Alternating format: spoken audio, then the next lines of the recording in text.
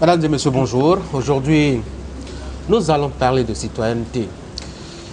Citoyenneté avec un ouvrage d'un essayiste, quelqu'un qui a sa troisième production, Abdouwalid Agro, Ajustez votre citoyenneté. C'est un plaidoyer pour l'engagement civique en Afrique. Je dois dire beaucoup d'ambition. Monsieur Agro, bonjour. Bonjour monsieur le journaliste. Bienvenue sur mon plateau. Un plaisir de vous recevoir par ici. Alors, on vous êtes très engagé avec beaucoup d'essais, notamment sur, je dois dire, le réajustement du profil même de l'individu dans la société. Cette fois-ci, vous nous revenez avec un ouvrage sur la citoyenneté. Pourquoi avoir songé à cela? Merci beaucoup. Je tiens d'abord à vous dire merci de m'avoir invité sur votre plateau. À chaque fois que je vous sollicite, vous acceptez volontiers de me recevoir et je vous en sais véritablement reconnaissance. Merci beaucoup. Alors la citoyenneté, pour moi, c'est un sujet non seulement précieux, mais urgent. Urgent dans la mesure où la citoyenneté reste toujours l'actualité de ceux-là qui refusent d'être de simples habitants au sein de leur communauté, dans leur nation. Donc pour moi, parler de citoyenneté, c'est ce qu'il y a de plus noble. Et à plus forte raison, écrire, je dirais, pour une troisième fois sur ce même sujet, est pour moi quelque chose de grand et je n'hésiterai pas. Pourquoi le citoyen vous intéresse autant? Pourquoi vous insistez là-dessus? Primo, le citoyen, parce que ce qui compte pour moi d'abord, c'est l'héritage que nous laissons à notre communauté, à notre pays. Et lorsqu'on est dans une communauté, d'abord c'est déjà une bénédiction.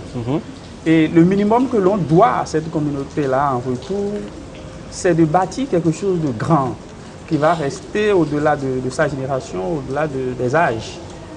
Donc, lorsqu'on aspire à apporter, à laisser quelque chose en guise d'héritage, il faut véritablement aller dénicher les grandes difficultés ou les grands problèmes de sa communauté, travailler ensuite, seul ou mieux s'organiser avec les autres pour apporter les solutions. Tout le monde n'est pas appelé à être leader. Est-ce que chacun dans la société n'a pas un rôle à jouer tranquillement? Oui, bien évidemment, être leader, ce n'est plus de l'exotérisme. Être leader, c'est simplement être en mesure d'identifier un problème, quelque chose qui ne va pas autour de soi. Ce que vous préconisez à chacun. Oui, ce que je préconise. Mais tout le monde ne peut pas le faire. On peut le faire quel que soit là où l'on est et quels que soient les moyens dont on a à sa disposition. Ce n'est pas forcément qu'il faut faire de très grandes choses, mais de petites choses avec un peu plus de grandeur. Et lorsqu'on parle de citoyenneté, rien n'est petit en soi. Regarde ce que l'on peut apporter aux autres. Balayer à côté de soi, aider un vieux qui se déplace pas à acheter de quoi manger, sensibiliser les enfants à la maison ou dans un coin de rue. En fait, c'est déjà grand. Vous faites rêver d'un pays peut-être qui ne peut pas exister sur la terre des hommes égoïstes. Bien évidemment, notre terre, je ne pense pas, à preuve de contraire, qu'elle soit celle des hommes égoïstes. Nous n'avons pas nature égoïste. Oui, ça fait partie de notre être, mais je pense quand même que de plus en plus, il y a des jeunes notamment qui ont commencé à aller véritablement à l'école ou au combat de la citoyenneté, au combat du service à la nation, service des autres. Donc je pense que c'est chose faisable et ça se fait déjà. Ce que je veux, c'est que cela soit davantage, que cela devienne une habitude, au-delà même d'une habitude, un réflexe, cela devienne une culture. Parce que vous n'êtes pas sans savoir que notre système éducatif, ce n'est pas un système dans lequel le service à autrui, ou la citoyenneté, le service volontaire... On va en parler tout à l'heure.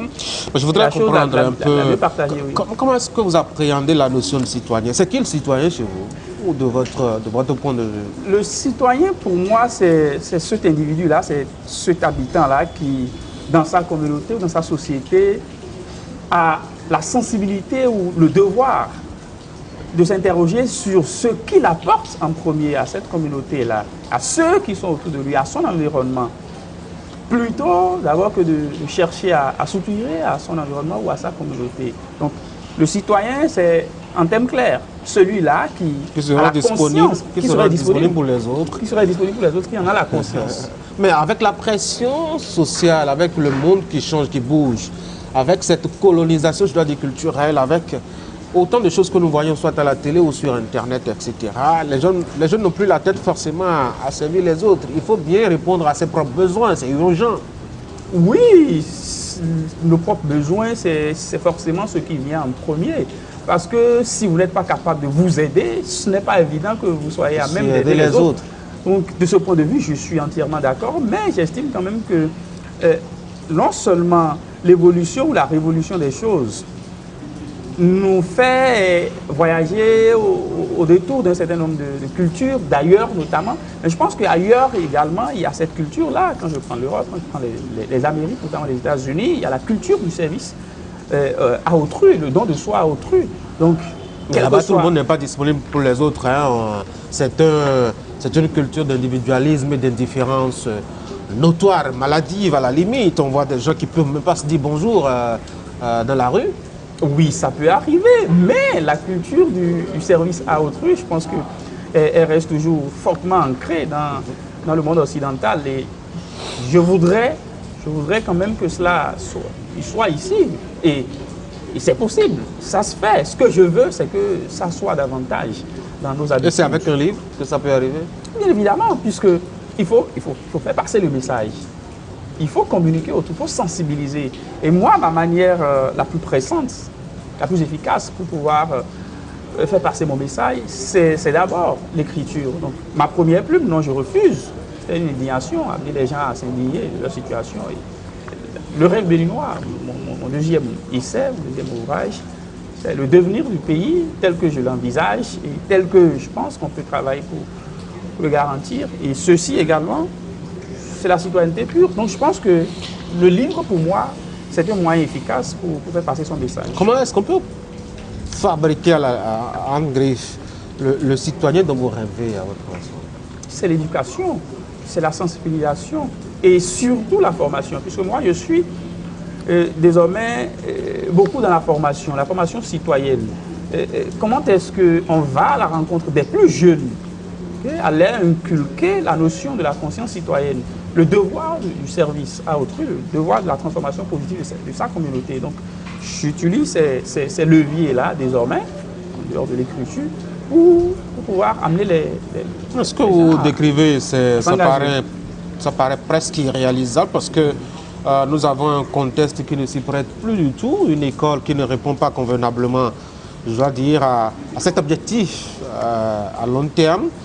On voit combien, en tout cas, à l'école, on n'apprend plus aux enfants comment est-ce qu'il faut aider ou aimer les autres, mais plutôt comment est-ce que le luxe doit être la priorité, etc.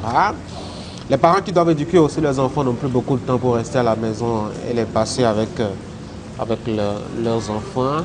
Et la rue, qui en propose énormément à l'enfant. Nous sommes dans un contexte de désespoir. Oui, le désespoir n'est pas forcément la désespérance. Et je pense qu'il y a encore des choses à redresser, à utiliser en guise de matière première. Je vais vous faire une confidence. Ces 3 dernières années, je me suis véritablement investi dans la formation citoyenne, dans l'éducation citoyenne, de façon générale. Je peux vous dire que les formations que j'ai eu, les sensibilisations que j'ai eu à faire, seul à travers le coaching, à travers le mentoring ou en association, il y a des jeunes, il y a au moins une dizaine de jeunes que j'ai contribué à faire dans le domaine citoyen qui aujourd'hui sont de grands exemples pour moi en matière d'engagement, qui travaillent à l'apport de solutions durables dans leur communauté. Donc, cela veut dire que l'effort qui est fourni n'est pas inutile. Est-ce que vous avez des retours concernant la perception que leur entourage a de leur profil, de leur comportement, de leur façon de faire, de leur habitude, de ce qu'ils sont devenus? Oui, bien évidemment. Je vous donne également un autre exemple. Le jeudi dernier, en pareil moment, j'étais à Djougou pour une formation, bien évidemment, dans le domaine citoyen. Et j'ai eu à leur donner une formation intitulée le leadership civique.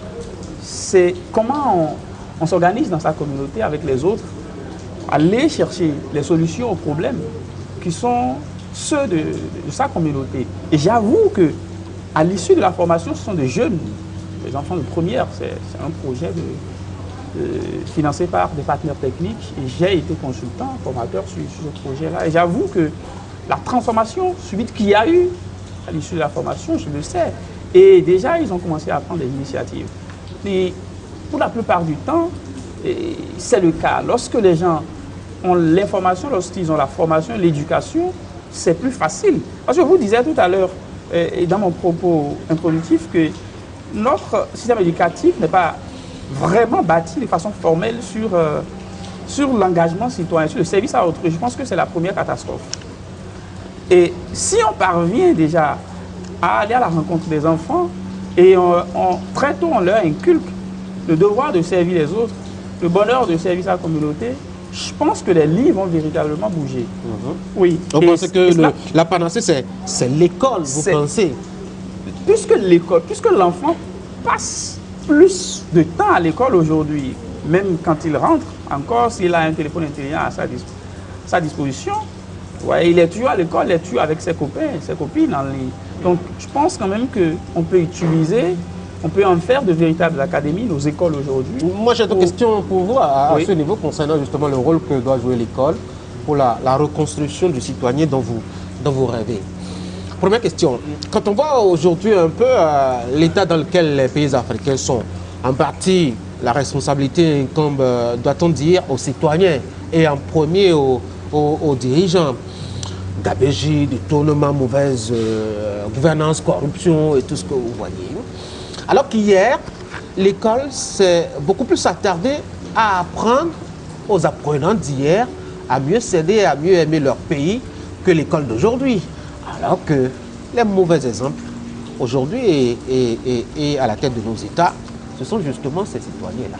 Vous pensez vraiment que l'école peut proposer quelque chose, faire quelque chose là dans ce cas? Oui. Puisque ces produits qui gèrent nos États sont issus d'une école d'hier, plus attachée justement au service des autres que l'école d'aujourd'hui. Oui, vous avez d'une part raison. La question que je me pose tout de suite est de savoir si c'est la meilleure race de ceux-là qui ont pris part ou qui ont fréquenté l'école d'hier qui se retrouvent à la tête de nos pays. Est-ce que ce sont les meilleurs exemples de cette génération-là ou de cette génération-là, de l'école ancienne donc, qui se retrouvent aujourd'hui à la tête de nos nations? C'est une question curieuse. Oui, comment est-ce que la mauvaise race, c'est ce que je la mauvaise race arrive à accéder au pouvoir pendant que la bonne, c'est ce que je me demande. Peut-être qu'à un moment donné ou à un niveau donné de la chaîne, le système n'a pas été véritablement cohérent ou juste pour que ceux-là qui ont la volonté et qui sont entre griffes la bonne race de se retrouver à la tête ou qui n'ont pas le goût de la gestion de la chose publique ou politique. Donc je pense quand même qu'il y en a parmi eux, puisqu'on le veut ou non, ceux-là qui nous ont formés dans le domaine de l'engagement citoyen, de l'éducation civique, ils font bon nombre de ces gens-là sont nos aînés, dont une partie se retrouve à la tête de nos nations en Afrique. Donc je pense qu'en dehors également, peut-être pour peu clair sur cette question-là, en dehors de la façon dont l'école essaie de nous bâtir, il y a également la conscience personnelle, la conscience individuelle qui par moment fait pencher vers le service à autrui, malgré qu'on ait eu l'éducation ou pas. L'école bâtit la conscience, non? Oui, évidemment. Donc, lorsque l'école nous a façonné d'une manière donnée et que nous-mêmes, on développe des vices où on bat rapidement, bref, on range ce que l'école nous a enseigné, c'est sûr qu'on fera forcément partie de la ligne de la société. Et sur ce point-là, on ne peut quand même pas dire que l'école n'est pas le bon endroit pour former les gens du point de vue civique. Mais il faut le faire. Et en le faisant, il faudrait que ceux-là qui nous éduquent, qui l'inculquent aux enfants, eux également puissent donner le bon exemple. Parce que le leadership, ce n'est plus là et ça n'a jamais été le cas d'ailleurs, si on a la bonne compréhension, ce n'est pas là de manipuler les autres pour parvenir à ses fins.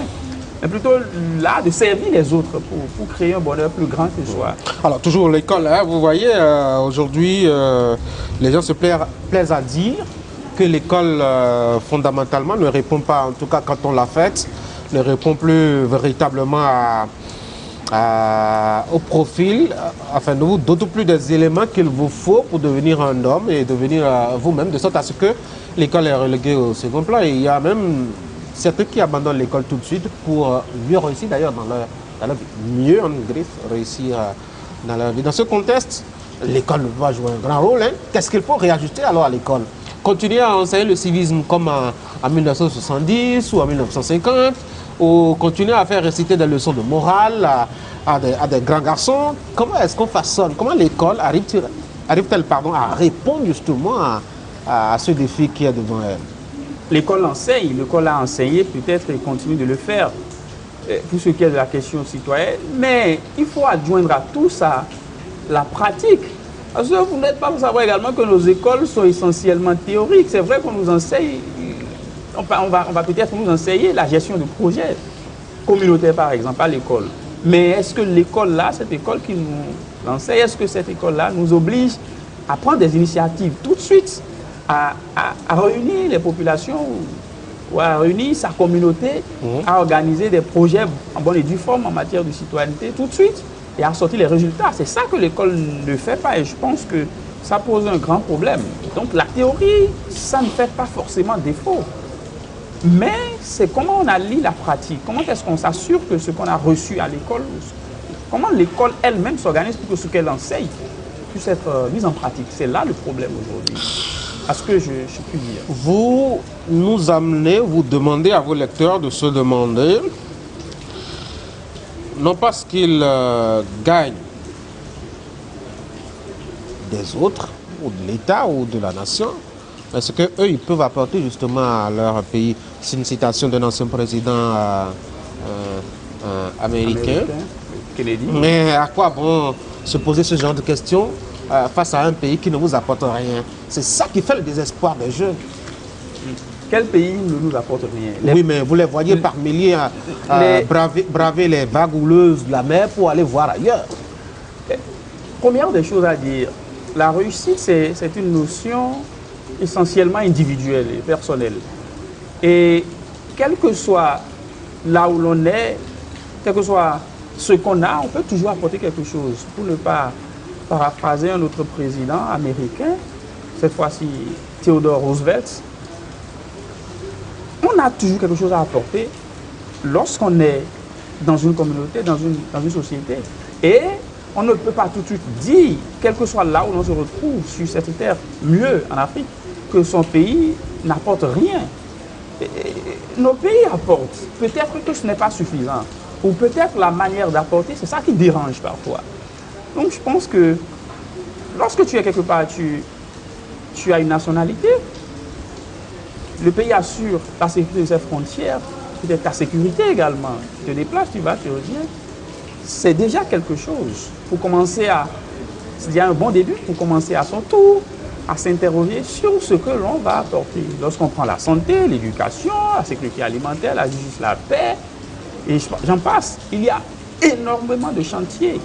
Et il n'y a pas d'âge, il n'y a pas de statut social outre mesure pour pouvoir apporter quelque chose. Moi, j'ai peut-être eu la chance très tôt d'intégrer une association essentiellement citoyenne, la Jeune Chambre internationale. Et c'est là que j'avoue, j'ai eu les premiers BA égale BA de l'engagement citoyen. Et je pense que ça m'apporte énormément, énormément. Ça m'a permis d'aller à la rencontre de ma propre personne, de développer des aptitudes en matière de leadership, en matière de développement personnel, entrepreneuriat et tout. Et ça m'a permis de faire face à mon destin et de travailler chaque fois à le façonner tel que je l'entends. Il y a eu beaucoup d'opportunités, que ce soit en matière de formation, en matière de networking, de réseautage donc, ou de voyage. Il y a quand même des opportunités pas mal. On va peut-être dire tout de suite, tel que vous l'avez évoqué, aspect pécuniaire, mais ce n'est pas que justement, ça. Justement, qu'est-ce que vous faites de la pyramide du sociologue qui hiérarchise justement les biens de l'humain, de l'homme, c'est bien clair. La pyramide de Maslow, c'est important. Maslow est clair, il est justement. Mais vous voulez qu'en premier lieu, le citoyen se demande ce qu'il peut apporter aux autres, alors que lui-même, il est un être de besoin qui n'a pas encore satisfait ses propres besoins. La nature fait les choses selon un équilibre bien établi. Lorsque vous vous engagez à la cause des autres, il n'y a pas de forte raison pour que quelqu'un ne vienne pas vous aider à votre tour. Ah oui. Quelque part, ou d'une manière ou d'une autre. C'est sûr que vous n'aurez pas l'argent à foison ou la chier de l'argent tel que peut-être vous l'aurez souhaité, mais le minimum en matière de satisfaction, je pense que vous pourrez toujours l'avoir. Ah, il ne faut pas avoir d'espérance ou d'espoir. Il faut des choses concrètes, surtout dans un monde qui est plus matérialiste ou matériel qu'hier. On a besoin de choses concrètes pour vivre. C'est ce que les jeunes vous diront. Oui, Jean de La Fontaine, ni l'or ni la gloire nous rendent effectivement heureux. Donc, chacun essaie de se définir à lui-même ce qu'il entend ou sa conception du bonheur, ou de la richesse, ou de la réussite. Et il s'en va. J'estime, l'argent, c'est bien, le matériel, c'est bien, mais ce qu'il y a de plus grand là de tout, c'est quand même le bonheur que l'on bâtit dans les cœurs des autres.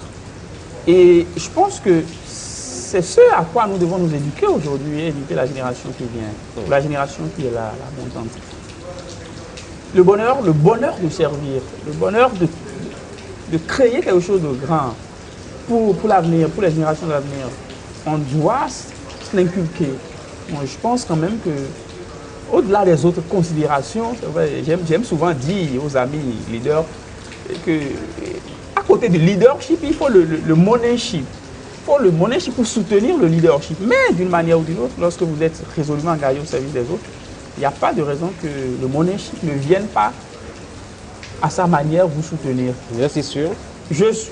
Pardon? Vous êtes si sûr? Oui, j'en suis vraiment convaincu. On a vu des leaders qui sont morts parfois dans le dénuement total et l'indifférence. On a vu des leaders mourir dans l'indifférence, mais aussi la solitude et l'abandon.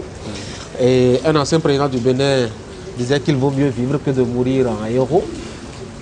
Que c'est pas 6 pieds sous terre, on arrive à servir. C'est sa conception des choses. C'est pas 6 pieds sous terre, on arrive à servir la nation. C'est sa conception des choses. Oui. Et je salue sa mémoire d'ailleurs. Ces leaders qui sont partis dans l'indifférence totale ou dans le dénuement total, c'est que vous le dites, peut-être que c'est leur manière à eux de mieux vivre, de mieux mourir. J'en sais rien. Toujours est-il que si de leur vivant, ils ont travaillé pour la libération des autres, pour la libération de leur nation, avec qui ils en avaient ou ils en éprouvaient une forte conviction. Abdou Walid Agro, merci beaucoup d'être venu sur mon plateau. C'est à moi de vous on ne peut pas aborder tous les contours de cet ouvrage-là. J'avoue que c'est plus qu'un engagement, un travail intellectuel assez fourni. Merci de nous l'avoir proposé. Merci pour l'engagement surtout aussi. Ajustez votre citoyenneté. Un document retrouvé dans la librairie de Cotonou. Oui, bien disponible. Puisque le lancement, c'est dans 2 jours. 2 jours. Et puis, justement après ça, ce sera disponible dans les librairies de Cotonou et au-delà. Un mot pour finir.